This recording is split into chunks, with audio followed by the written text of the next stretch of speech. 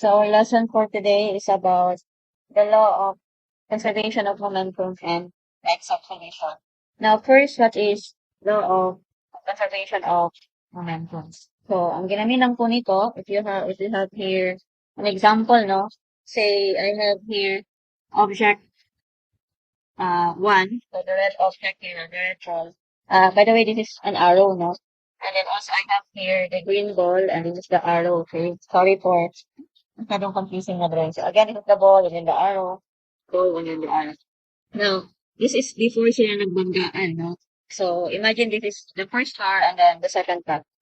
So, suppose, nasold natin yung momentum ng ating first car, which is the 30 kilograms meters per second. And then the momentum of the second car, which is negative 10 kilograms meters per second. This is negative because it's going left itong ating second car.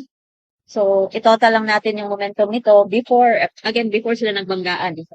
So, if we total the momentum, maging equal to 20 kilograms meters per second. Now, so, nagbanggaan na sila, and after the banggaan, let's say, nag-change ng direction, no? Yung, before collision, yung red going right, after collision, going left na siya, and then yung green is, before collision is going left, after collision is going right na.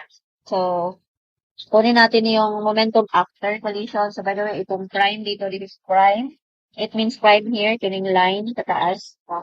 It indicates na this is the momentum after collision.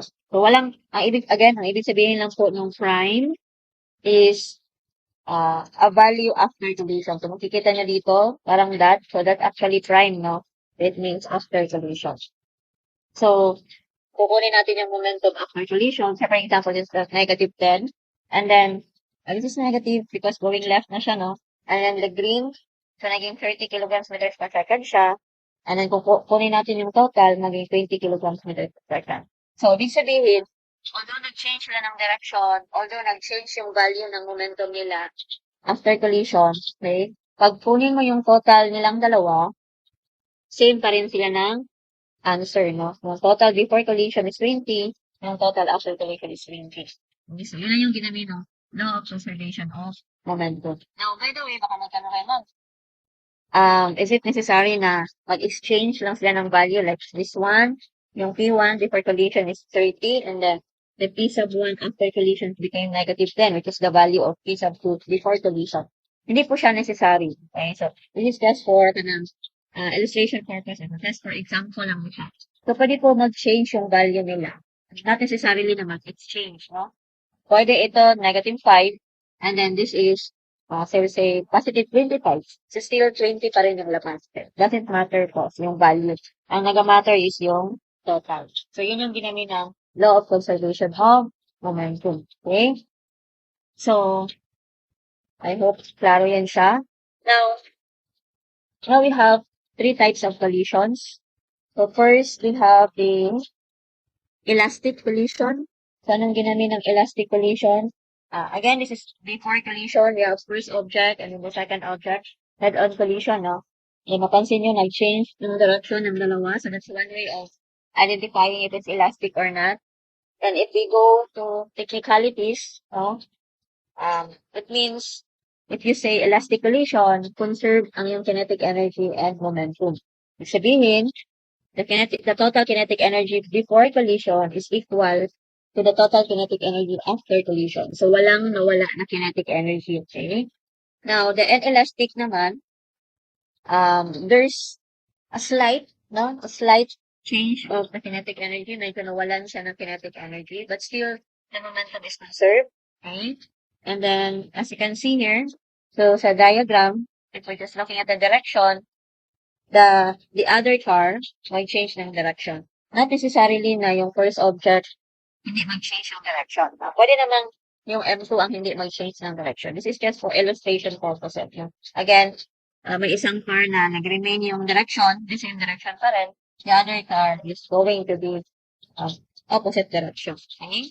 But if we go to the technicalities, it means may nawala na kinetic energy, but the momentum is still conserved. Okay? And now we go to perfectly inelastic. So when you say perfectly inelastic, as you can see here, naging as one yung M1 and M2. They became one composite body. So, nagsama na sila yung first object. So, as you can see here, isa na lang yung kanilang velocity. Either papunta sila sa right or papunta sila sa left. It doesn't matter. Okay? As long as same sila ng direction dalawa after collision and then nagsama sila. No? They are together. Okay? Holding hands. Hand in hand. Tapos na. So, and if we go to technicalities again, may nawalang kinetic energy, but if we compare it to inelastic collision, mas malaki yung nawalang kinetic energy. Pag sinabi natin perfectly inelastic. But still, momentum is conserved. Okay? Now, titingnan naman natin yung equation na gagamitin natin. So, I have here, um, separate ko siya, no, into two equations. So, as you can see here, dalawa lang yung equation na kailangan nating tandaan. The equation for elastic and inelastic collision is the same. So, m sub 1, v sub 1. Again, the v sub 1 here is the velocity. Kasi momentum is a vector quantity. So, it means, kailangan nyo pong ilagay kung negative, negative, kung positive, positive. Okay? And then we have here, v sub 2 is the velocity of the second object. Okay? So, this is the values before collision. And then the prime here, again, this is prime. It only means after collision. This is the velocity after collision of the first object. And this is the velocity of the second object after collision. No? Kaya lang yung ginamit siya.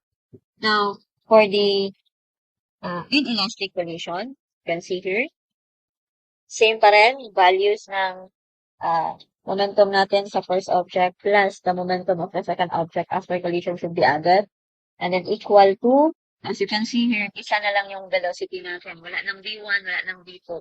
Because the same na po sila ng velocity. The first object and second object, they share the same velocity. And again, the prime here, it means the velocity after collision. So, dalawa lang yung tatandaan nyo na equation. Okay, this equation and this equation. So, yan lang siya. Okay? Very good. Now, we will go to the problem solving.